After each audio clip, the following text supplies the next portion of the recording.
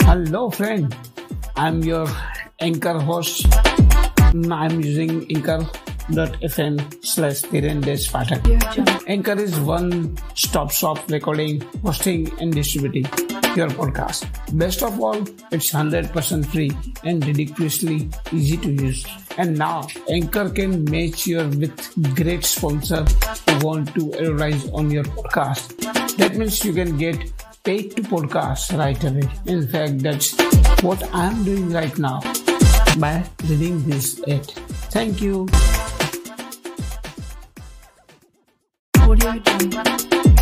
Hello मित्रों, कैसे हैं? मित्रों, आज की कहानी है क्योंकि आज वो घर पर है। घर जाने के लिए निकला, शांत और विचलित मन लिए सब्जी मंडी में पहुंचा। कुछ सब्जियां खरीदी। आज कुछ देर हो गई थी तो घर पहुंचकर खिचड़ी या मैगी बना लेने का विचार चल रहा था। पिछले सप्ताह के एक भी कपड़े धुले नहीं थे। अंततः 5-6 दिन से एक ही पेंट को रगड़ रहा था। एक हाथ में कांधे पर झटके बैग को संभलता और दूसरे हाथ में दूध की थैली पकड़े पसीने से तरबतर चेहरा नहीं घर पहुंचा। द्वार का ताला खोलना चाहा तो देखा पल्ले भर भीगे हुए थे। ताजा खुला हुआ था। चिंतित हुआ। जैसे ही घर में प्रवेश किया तो ये लगा मानो स्वर्ग में आ गया हूँ। शंका हुई कि किसी दूसरे के घर तो मैं नहीं आ गए। खुशी से खामोशी से अंदर के कमरे में गया। फ्रिज खोला तो भीतर की ठंडक चेहरे से टकराई। कोने में अचार रखा था। मेथी की भाजी बारीक और व्यवस्थित कतरी हुई करीने में रखी थी। सुबह तो फ्रिज में एक ठो बिस्किट पैकेट रखने की जगह नहीं थी। सारा फ्रिज भरा पड़ा था और जब देखो साफ सुथरी जगह की जगह ही थी। धीरे धीरे साथ लाई हुई सब्जियों को भी फ्रिज में ही रख दी। कोने में रखी पानी की टंकी, जिसने हफ्ते भर से पानी का मुंह नहीं देखा था, अब पूरी भरी हुई चमक रही थी। तभी ध्यान गया पीछे पीछे अगरबत्ती की खुशबू भी चली आ रही थी, मन को आनंदित कर रही। अपना बैग एक कुर्सी पर पटका तो याद आया कि सुबह अपना टॉवल बिस्तर पर ही छोड़ दिया था।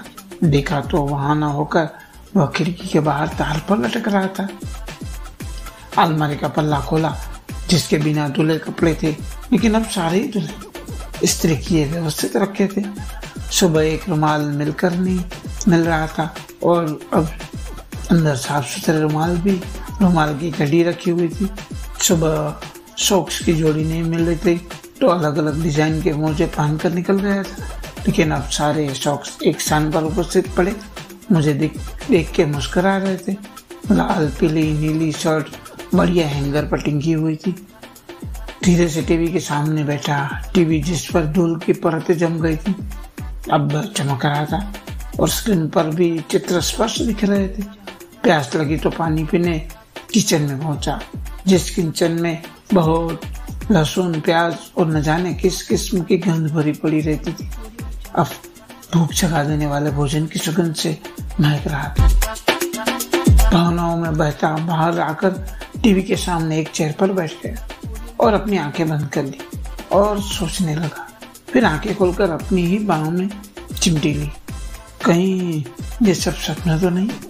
तभी गर्मा गर्म पकौड़ों की प्लेट और भाप निकलती चाय किसी ने सामने टेबल पर रख दी। भीतर का हम जिससे जर्रा जर्रा होकर बिखर गया। जब थक कर आता था तो जैसे तैसे दही चावल पर गुजारा कर लिया और आज भाप निकलती स्वादिष्ट चाय और गर्म पकौड़ों को आनंद ले रहा था। न चाहते हुए भी आंसू की 2 बूंदें आंखों से निकलकर गालों पर बह निकली। फिर खुद को संभाला और एहसास हुआ क्योंकि आज वो घर पर है। संसार के सारे दुख सुख और समृद्धि की प्रधानता वो किसी के लिए माँ, किसी की पत्नी, किसी की बहन तो किसी के लिए बेटी है। आप कितने ही बड़े हो, महान हो, लेकिन सुखमय जीवन के लिए किसी न किसी रूप में एक स्त्री आपके जीवन में अति आवश्यक है। वो किसी भी रूप में हो, मगर घर को घर नहीं बनाती। 4 दीवारों में मकान होता है, जबकि उसमें रिश्ते परिवार हो तो वह घर बनता है। आप सभी पढ़कर जिस भी संबंध माँ बहन बेटी पत्नी बहू को याद कर रहे हो, मेरा आग्रह है बस यही कि अब उस तरह के संबंध में महत्व को समझे, उन्हें आदर सम्मान तथा स्नेह दे। मित्रों, ये छोटी सी कहानी कैसी लगी जरूर बताना। सदैव प्रसन्न रहिए, जो प्राप्त है पर्याप्त है।